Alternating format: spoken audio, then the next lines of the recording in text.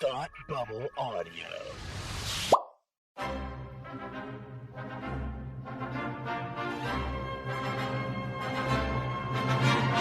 Look, up in the sky! You will never find the more wretched hive of scum and villainy. Welcome to Beer with Geeks with Tim and Frank. Who are you? I'm Batman. I am Iron Man. Your friendly neighborhood Spider-Man. Hi, Christopher. I'm Nero. My name is Inigo Montoya. You're a wizard, Harry. A couple of guys with a couple of beers and a whole lot of pop culture nostalgia. Make it so, number one. Ladies and gentlemen, the Beatles. Name the dog in the animal. Life finds a way. I am serious. And don't call me Shirley. Now sit back and crack open a cold one, because it's time for Beer with Geeks. It comes in paints? Shaken, not stirred. Great Scott! I was way off. I knew it started with an S, though.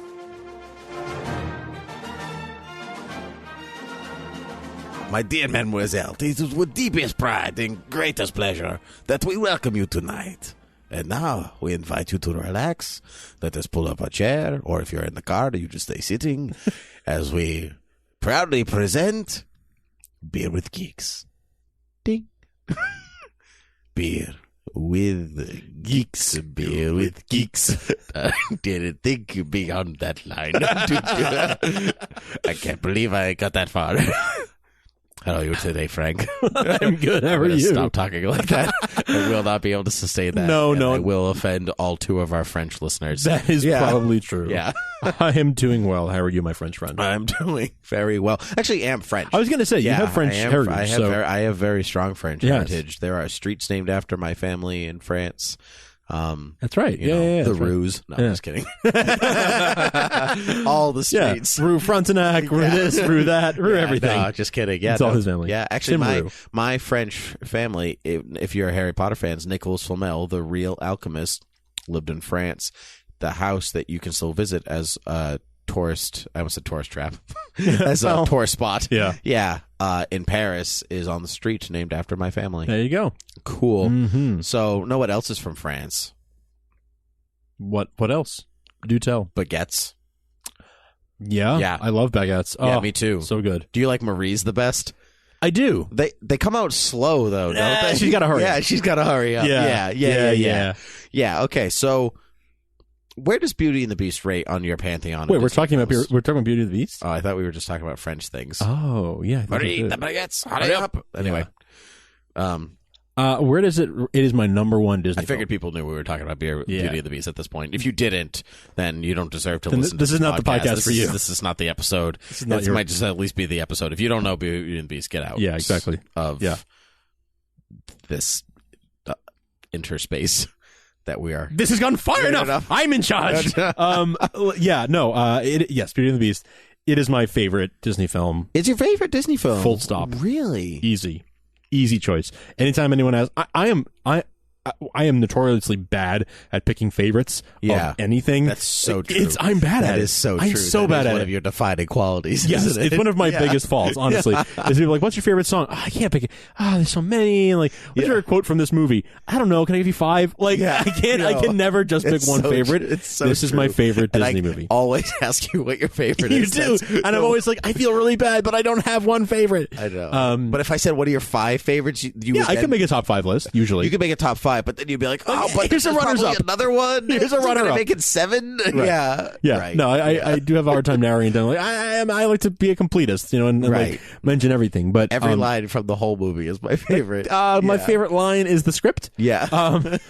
But it is my favorite Disney movie. Period. It is the first movie that I ever owned on VHS. Really? When I was 3 years old. The clamshell. Yeah, the you know. The one that like snaps shut. Shell. Yeah, that one. Turtles on a half shell. Yeah, like in New Orleans. Oysters on a half shell.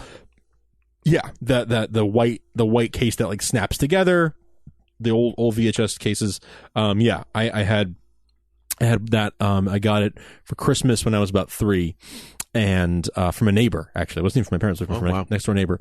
And it was my absolute, I played that tape to death. I didn't wear it out. It still plays. It's still my parents' house. Really? And it still works. It's because you were kind and rewounded. Yeah, that's right. I couldn't. That's right. I couldn't do that in the past. You can't do that in the past tense. It's true. Be kinded and rewinded it. Yeah. Yeah, no, it doesn't work. Yeah. Be quound and rewound. Like, this can't be done.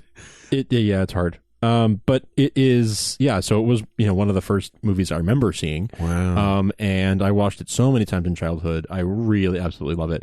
I was really excited, back in 2011, so about 5 years ago now. Yeah. When it came to theaters in 3D. Oh, yeah. I was really excited just to be able to see it on a big screen for the first time. I think I saw it on the big screen then. I saw it twice. Did you really? I saw it once with my sister and once with some friends. Wow. I didn't know you had this much of an affinity for Beauty Oh, and the really? Beast. Oh, yeah. No, I love Beauty and the Beast. Very eye open. Yeah. This is why I wanted to talk about it so badly. Now, don't get me wrong. I also love I know. Beast. Yeah, it's definitely in my top 8 Disney movies of all time. Wow. Okay. Yeah, I don't know. Actually, it's definitely in my top 3. Okay. But I have a hard time pinning other movies into that category. Like, there are others that, like, flip in and out. Like, I'll always say The Sword in the Stone is always in that top 3. Freaking love the first half of that movie. The second half leans away for whatever reason. Yeah, okay. But I love that movie. Me too. Disney hated it too. That's the weird part. Is I know he hated that didn't movie? Like it. No, because it doesn't really work. But I saw it when I was a kid, and sometimes you just look past all the faults of the film to see the magic. Beauty and the Beast has no faults. It was the first animated film ever nominated for Best Picture. Yep. Do you know what it lost to? I do. 91, right? Yeah. I can't remember. It's a weird loss. What is it? Lost to Silence of the Lambs. Right. Yeah. that's Silence of the Lambs is a tremendous film. Yeah. I get it. But that was a weird year at the Oscars because they were like, here's this movie about a cannibal and an FBI agent. And next to it, also nominated this year, is Disney's Beauty and the Beast, about Stockholm Syndrome and singing inanimate objects. It's pretty... No, it's very true. Yeah. It's very true. I have a tremendous attachment to this film. Yeah. And it's actually pretty hard for me to kind of review it objectively as an adult because I really have such emotional attachment to it from childhood, from very, very early childhood. Well, again, like I said, there's not really a misstep in the film. No, there's not a moment where you're like, it loses its... Excuse me. It's not really a moment where it loses its stamina. Right. It's not a moment where it, you're like, well, that song doesn't really match the rest of these songs. Or, I think there are things in it that maybe that's not true. Like, I think it's a weird misstep that Beast doesn't have a song in the film. I don't miss it.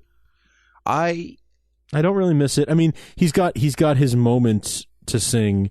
Something there that wasn't there before, right? Yeah. She passed this way. I thought I saw. Yeah, that he's got his moment, and even in the extended version when they put back in Human Again. Well, they didn't put it back. You're right. It was written for the Broadway it was written show. for the show, and when they released it on DVD. Yeah, they put it in. Although, but I think Blu-ray. You know what? I do think that they had begun animating it early on. Oh, and the song was never put in the movie. I don't know if it was ever recorded at the time or if they then recorded it with the original cast after the Broadway show. But I do think they had begun animating it. I think there was some sketches and things like that that were begun but never completed. I grew up with... I don't think I ever told you this. I have friends with somebody. I grew up with them. We were in school together. Whose cousin, I think it's their cousin, maybe a family friend. Either way, storyboarded Be Our Guest. No way. Yeah. Oh, that's so cool. Isn't that cool? Oh, I know. What a tremendous number to storyboard. Yeah, I mean that's a huge accomplishment. Storyboarding film right for there. The legendary Jerry Orbach. That's right. Basically. Yeah. No, I mean that sequence is. I mean, so much had to happen to make that happen. It was such a. That's a huge accomplishment for its time. If you watch, because this is the Disney Renaissance era, so if you it's like firmly in that era, right? If you go back, it's because it was Little Mermaid, and then Beauty and the Beast, and then Aladdin, and on and Lion on King. from Lion King, and on from there. Pocahontas, all that, Mulan, Hunchback, all good. Hercules, all those. Hercules, yeah. So, but if you if you go back and look at those movies from the like Disney movies from the 80s, the ones that didn't do very well, Yeah. like look at Black Cauldron. Sure. If you go back and look at what Black Cauldron was, don't look at stills or anything like that. Like watch the film, and then you go and watch Beauty and the Beast. You get why Beauty and the Beast is such a big deal. They leapfrog themselves. Yeah, extremely. And that's a very, very good thing to point out, because they really were stagnant for many years. Oh yeah, for many years. And what's interesting is if you look back at the history of the studio at that time and the internal politics and machinations, I won't go too far into this, but there were different camps. Yeah, there were different camps going on there, and the studio was basically like they knew that they were developing, a couple movies at once. Obviously, it takes a couple of years to make these films, right? And so they're not. While Black Cauldron maybe, or I don't remember exactly what came out right before Little Mermaid, for example. Right. But while these movies while that's being made, Little Mermaid's being made, and while Little Mermaid's wrapping up, Beauty and the Beast is ramping up, and so they know these movies are being made at the same time. And so while they know they're making a not great movie, and let's just say Black Cauldron as the example because I can't remember what the real one was, they know that's not a great movie. Well, Black Cauldron is also considered one of their worst films. It is, and they knew it. They knew it. They knew it wasn't great, and they knew Little Mermaid was going to be better. Yep. But they basically had to be all in on both movies at the same time, even though they knew this one was going to be better. So the internal things is like teams were fighting over, like, listen, we're over here making Little Mermaid and you're not paying enough attention to us. And the studio is saying, like, well, right now we're marketing Black Cauldron, or again, whatever movie it was. So like we have to pretend this is the greatest thing we've ever made, even though we know, it's kind of bothering me. You know what I mean? Like we know this is not great, but we have to market it like crazy because this is what we're making right now. Your time will come. And the same thing. So they knew that they had this big renaissance on the horizon, or at least they knew they had like a couple good films in the can that were better. And they had to kind of pretend they didn't know while they were marketing the bad ones and getting those out of the way. And then once those were gone, as Oliver and Company. Okay, so it wasn't Oliver and Company because that one was pretty good. But it was either. What's before? Also, go back. Oh, this is the 80s. Yeah.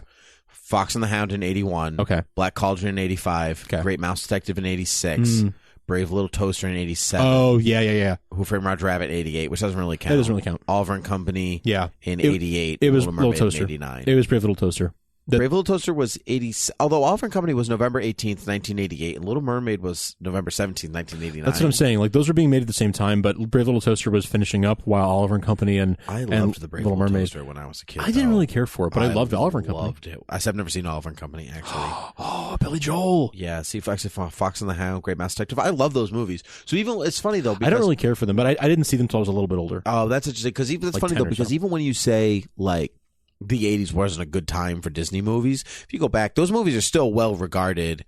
Mostly, anyway, most of them are. But yeah. I mean, they're not The Lion King, right? But they're still well regarded. But they were in a bit of a creative slump. Like they knew they were not being their most creative. Yes, and then these films came and like the teams that were creating them bred this fresh air and bred this air Rescue of Us Down creativity. Under. That was yeah. It was Little Mermaid, DuckTales, Rescue Us Down Under, Beauty and the Beast.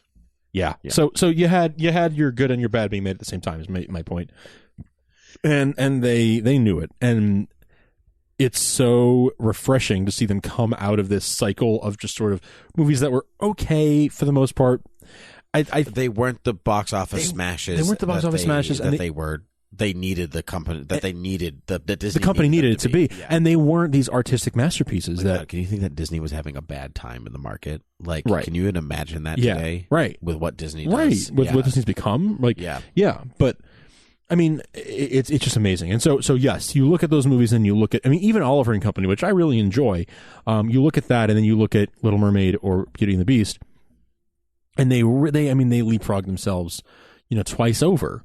Oliver and Company, while an entertaining movie, was not a great technical achievement. It was your standard hand-drawn animation film for the most part. Yeah, they weren't pushing the boundaries of animation. Of the craft. And yeah, that's what Disney started with Snow White, because everyone was like, no one's going to sit through a feature-length hour-long cartoon. Are you kidding me? That it'll bomb, and then it became one of the biggest movies of all time. Right. Even by today's inflation standard, it's still a very way successful. Up there. Yeah. And that's also what everybody went to the movies back then. That's very true. That's very true. But it was just a phenomenal success in a way that it created a whole new genre, like a whole new type of movie. Yeah. Like kids movies before that were like Flash Gordon, like serials. Right. Yeah, exactly. and things like that. And now you're looking at a time where, okay, we can make a cartoon, and it's not just like the 5-minute short that shows before the feature film. It is the feature film. Right. And that didn't exist. So let's go back to Beauty and the Beast. Why? I don't understand. Is that what we're talking about Is today? that what we're talking about today? So similarly, this created a whole new, like, oh, wow, you can blend CG and cartoon together And in that's this what new I wanted way. to say. What do you think in Beauty and the Beast, in the structure of not the structure of the film, but just the scenes of the film itself, what do you think is the thing that when people went, oh? The ballroom, the dancing. I was going to say it's the ballroom. Yep. Yeah. That's spinning around. Even today, I'm like, whoa. This is it's so beautiful. And this was the CG blending. Yes. Thing. Yes. But it's a shaded out CG. Yeah. So it's not jarring to your eyes. It's the Iron Giant style where the whole movie's 2D except for the Iron Giant himself. who is 3D, but he's shaded out so he looks 2D even though he's 3D. You're blending 2D and 3D together to where it's hard. It's almost hard to tell where one begins and the next one ends. And yeah, so I would say that scene and the Be Our Guest scene that you mentioned before are two. Yeah, of the those are the two big ones. Yeah, yeah. And maybe even the climactic battle on the cathedral on the at cathedral. the end. Yeah, that is a castle, pretty. What did I say? Cathedral. It's fine. Whatever. Oh yeah, yeah. It is pretty. It is an outstanding piece of even I know what's going to happen in the film. Right. Like it's not a mystery. Yeah. You know what I mean? It's not designed to be that way. When you're a kid, you don't know. But, Sure. But there's still so much tension and pathos to all these characters that they accomplished in movies that are sometimes 3 hours long. Don't get. Yeah, and that's the other thing is this movie is tight at like 70 minutes, 90 minutes. It's an 84-minute movie. So it's almost it's less than an hour and a half. Yeah, but it's pretty long for an animated film. Yes, that's right. A lot of these Disney films and animated films tend to be 75 minutes. Right, but if you think that 5-ish minutes of that runtime is devoted to Be Our Guest. Yes, that's right. Which truly doesn't it adds a bit of depth, but it's not. That's not the crux of the thing. You know what I mean? Most of it's Be Our Guest. Yeah. Do the test. And it's only when you get the life is so unnerving for a servant who's not serving. Hey, 1 second, stop right now. What are you drinking? This is Beer with Geeks. Well, kind of just plowed right through that life because is so I was because a servant who's not serving beer. Yeah. Woo! You did your Lumiere impersonation, and we just kind of I just went right for it. I'm drinking we Sam missed Adams. the Gaston number. We missed the pub number. We got to talk about that one. Yeah. I'm drinking Sam Adams Escape Route. You're still escaping. Are you escaping the Beast Castle? I am. Careful, there are wolves. Ah! There, wolf. There, castle. Why are you talking like that? I thought you wanted to. No, I don't want to. Oh, suit yourself. I'm easy. We quote that so much. I know. I haven't seen it for a long time. Me either. As with our Deadpool episode, I'm still drinking Sam Adams Scotch Ale because it's really heavy. It's a heavy and I'm beer. really full. Yeah. And so I've just been drinking this since that last episode. I take it with me. I take one sip before I go to bed every night. Take it with us. It lasts. Yeah. It's very impressive. It is. Yeah. It's very good that way. Yes, it is. It is. Yeah. Good stuff. So when I was a lad, I ate 4 dozen eggs every morning. Did you eat them with the shells on, uncooked? Just to help me get large. Yeah. But now that I'm grown, I eat 5 dozen eggs. Can you even imagine eating 5 dozen eggs roughly, every morning? Roughly the size of a barge. Yeah. A hairy barge. A hairy barge. Yeah, so hairy. When I was in 7th or 8th grade, we did a little Gaston number for some school pageant, graduation, town show, whatever thing. And the kid who played Gaston put a curly wig down his shirt. Oh, that's funny. So when he popped the shirt open, it was like a giant poof of hair. It was so funny. It's so funny. With every last inch of me's covered with hair. Yeah, exactly. Yeah. The songs. Alan Menken. Alan Menken, Alan Menken still to this day writing beautiful music. Howard Ashman's lyrics. Yep. Awesome. And not just the lyrics, but the musical direction that he gave. Yes. Giving Paige O'Hara the direction to new and a bit alarming. That was him on his deathbed, giving her the direction, like, no, it needs more, and he's more alarm. He just said one word to her, Streisand. Oh. And she knew to do alarming, give it a little more pizzazz. But like, he was such a genius that he could hear that it needed that. Sorry, what? I'm not listening. I'm singing the song. What? You thought they needed what? He needed goats. What? He knew. What? I'm sorry. He knew the song needed more goats, so he said Streisand. No, he knew. I don't even know what that meant. He knew what the song needed. Like, he knew it needed like something here, not just like new and a bit alarming. It needed more. Yeah. So he said, "I know Streisand. Give us some Streisand." And he just said that to her, and she took it and ran. Was like, "Oh, I know what you mean," and ran with it. Yeah. So yeah, I mean, the songs are what give this era their, to me, in my opinion, give them their, like, differentiate them. Yeah, well, flair, exactly. A lot of the ones from the 80s also didn't have... They weren't really musicals. And I think that not everyone needs to be. I think in this new generation, like Tangled is an excellent example of a great Disney film that is not a musical and still works on its own merit. But I do think that they had gone away from that music. They had gone away from that musical edge. And even Oliver and Company, which is a musical, just didn't have the same heart and same feeling.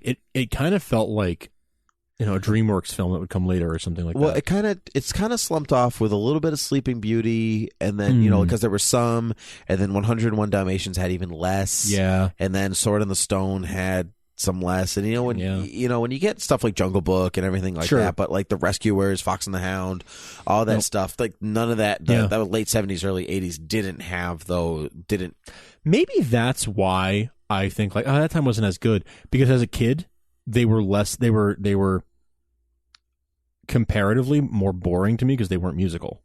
That's possible. They didn't have like big musical numbers, and they didn't entertain me in that way as a kid. So I remember the 70s and 80s for Disney as being sort of like, oh yeah, that was like a more boring in-between. time. It was like in between the Sherman Brothers and the and that. That's it. That's the part where everything gets wonky. You nailed it. Yeah. You nailed it. Yep. Yeah. Ashman and Menken brought it back. Yeah, exactly. They just needed that. It needed something. It needed that lifeblood. And not everything is a Menken either. Like Lion King is Hans Zimmer and Elton John and Tim Rice. Yep. It's beautiful music. But they brought it back. Is the point? Yes, exactly. Alan Menken brought it back. for a couple of films really brought it, and his stuff is tremendously good across all of his films. You can't point at really one over the other, and you can't point to anything he's done that's not like at least pretty good. Right. I've never heard an Alan Menken song where I'm like, what were you thinking, Alan Menken? No, they're always good. Yeah, they're always good. They're always good. And it was Little Shop of Horrors that got interested in him, got Disney interested in him. Oh, really? Where they saw Little Shop of Horrors and they're like, oh, we need something like that, but without all the horror, without the human eating plants from space. Exactly. Yeah. We need a lot of little shops, but not the horrors. Right. Yeah. Yeah. We need more Suddenly Seymour. Yeah, we need some Suddenly Seymours. We need some dentists. Yes, exactly. But no Audrey too. So yeah, they that's where we got Beauty and the Beast. That's where we got all these films. Do you have a favorite character in the film? It's an interesting question. I go back and forth. Belle is my favorite Disney princess. Yeah, and so I think she's one of the most well-rounded Disney princesses. Yes. She's very independent on her own, and she comes to this place of love out of, not necessarily of duty and responsibility, but that's how it kind of starts. She's a dutiful daughter. Yes. Maybe in a selfless way, and so her self-sacrifice. Self-sacrifice. So her love ends up being like the love that starts with the selfless love to her father, then transfers to the selfless love that she has for the Beast. The Beast, yeah. And so that part of her, plus she likes to read, which is always, reading's for nerds, but still, it's all good. She's so odd. She goes to dad. Anyway, I don't know if I have a favorite character though, because I could say because sometimes that predicates itself on the song. Like I love the song Gaston, and every time Gaston sings, it is just the best. Yes, but he's an asshat. Terrible. Yeah, exactly. He's a terrible person. Right. How could you read this? There are no pictures, and I say that about books all the time. So I really connect with them on a deep comic level. book fans. Yeah, really, right. Yeah. Could you read this? There are no pictures. Oh my god. I might tweet that later. But yeah, I like Gaston a lot too, but not, in a love to hate him kind of way. Yeah, exactly. Yeah. Totally. My favorite character is probably Lumiere. Yeah. It's funny. Right before you said that, I was like, it's probably Cogsworth because he's just so exact. Yeah, I find him amusing. I love Cogsworth. He's just really amusing. But I think the two of them work so well together. They're excellent foils for one another. Oh yeah. And so I don't think I don't like Cogsworth as much without Lumiere, and vice versa. That's true. Yeah. But Lumiere to me is always kind of smarmy. But you know what I mean? Like in the opposite. But he's he's great. Don't get me wrong. I love Lumiere, but he's a lovable con man. Yeah, he is exactly what he is. He's totally a con man, and movie's kind of sexual too. Oh yeah. Yeah, like with the feather duster. Yeah. Like it's pretty absurd. So two things. Do you like the castle better before or after the transformation? I like it before. I think it looks way cooler when it's dark. When it's dark and scary. Yeah, I mean, I think I do too. But that's most of the movie. So like, except for the library, for some reason, it's just an untouched, beautiful library. Yeah, once he opens the windows, it's like, here you go. Yeah, or opens the shades. I mean, curtains. No, I think he does. No, curtains. It's just the curtains. Yeah, he opens curtains. Yeah. When I was a kid, I didn't like that the Beast transformed back into a human being. That's so funny. Isn't that because I was like, ew, his weird big toes and his long hair. That's true. He does have weird toes. He has weird toes. Yeah, he does. He like stretches them out. Like he's like, toes. Yeah. He's like that guy that would get those socks, like the individual toe socks. And he's like, oh my god, yeah. Yeah, and like she fell in love with the Beast guy. Like, who is she this? Didn't fall in love with you. Who is this character? Blondie with his long hair and his beautiful giant eyes. God, what's his real name supposed to be? Is it Eric? Is it John? Is it Tim? Eric is Little Mermaid. Little Mermaid. Yeah. I think he just goes, Belle, it's me. Yeah. I don't think he has a name. They don't say it, but there is a real name, like canonically somewhere, but they don't say it, and she never says it in the film. It is you. I don't really like him either in his human form, and Adam. His name is Adam. All right. I don't know him from Adam. Boom. I don't like him either, and I feel like Disney knows that too, because anything you see is always like any creative, anytime you see that character, it's always him in the suit that he's wearing in the ballroom scene. Yeah. Right? Anytime in a video game or anytime in like anything, like they made the sequel, right? The Christmas sequel, they made it a prequel that happens, or like, mid-quel that happens during the time of right. Exactly. Like, because like, the story, where the interesting stuff happens. The story's over once they're right. Once they're together. Right. The rest of it doesn't. You can't pull a Little Mermaid 2 and be like, and then she became the queen, and this is how they, like, you can't do that. No, it's unnecessary. Stupid. It's dumb. Yeah. It wasn't good when Little Mermaid did it. It wouldn't have been good if you did it either. I will say that I do rather enjoy the ballroom scene in particular, because when I was a kid, Angela Lansbury. Well, yeah, Tale as Old as Time, man. That's a joke that never gets old either. When someone was like, "Oh, that's weird," well, it's Tale as Old as Time. Yeah, exactly. Everyone loves that. You can joke. excuse it, anything. Yeah. I had this little flip book. I think someone gave me as a stock. I had no that way. flip book. No. Yeah. You're kidding. Oh my god. Okay. I absolutely had that two-sided, book. right? Yeah, right. Yes. Okay. Oh my god, this is so weird. So yeah, it's a flip book. For those of you who don't know, it's a little flip book. I mean, like as if you turn your iPhone sideways, it was about that size, right? And it is not your iPhone, not your 6 Plus. Not your 6 Plus, but like an iPhone 6 or 6S. You turn it sideways. It was about that size, and on one side, if you look at it, it was in color, the full color sequence, particularly the part where the camera like spins around them, and you see like I remember particularly Belle's dress like being right in the full view of the camera, right? And then you flip the book over, and it was exactly the same sequence, exactly the same shot, but the pencil sketch of exactly the same thing. So you have the full color thing on one side and the pencil drawing on the other, and it was so cool to see like literally how those drawings looked when they were first drawn, and then flip it over and see it full color finished shot. It's so cool. It was so cool. I had another one too. I had a Snow White one. Okay. I think I'm pretty sure it was Snow White. Okay. Actually, that might have been an early Disney sketchbook. Okay. But it was about that size. I don't know. I have to go check. That's probably somewhere in my parents' house. Yeah, I have no idea where they'd be. Oh, yeah. My parents will find them. Man, flip books were the best. That's so weird that we had the same one, though. Yeah. It's almost like Disney put out a bunch of them. Well, yeah, I know, but I've never met anybody else who remembers that. I haven't thought about that for years. I haven't thought about it in years either. What's your favorite song in the...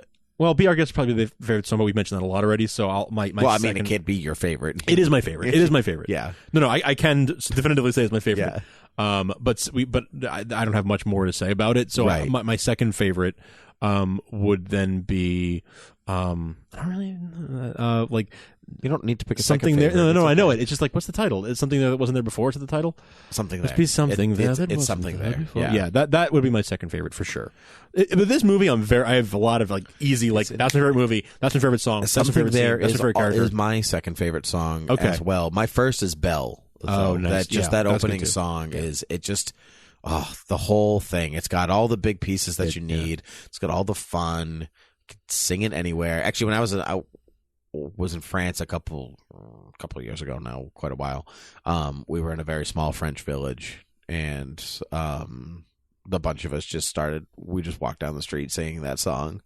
And it was amazing. And it was just after a snowstorm, so everyone was, and it's France, it doesn't really snow there, so everyone was like, "There's an inch on the ground. What do we do? We stay inside forever." I remember you going on this trip. Yeah, I remember seeing and pictures. and being from New England, like, yeah, what's your point? Yeah, right. So the streets were clear, nobody was around, so we're like, oh, we're just gonna have a blast with this. It was awesome. Yeah.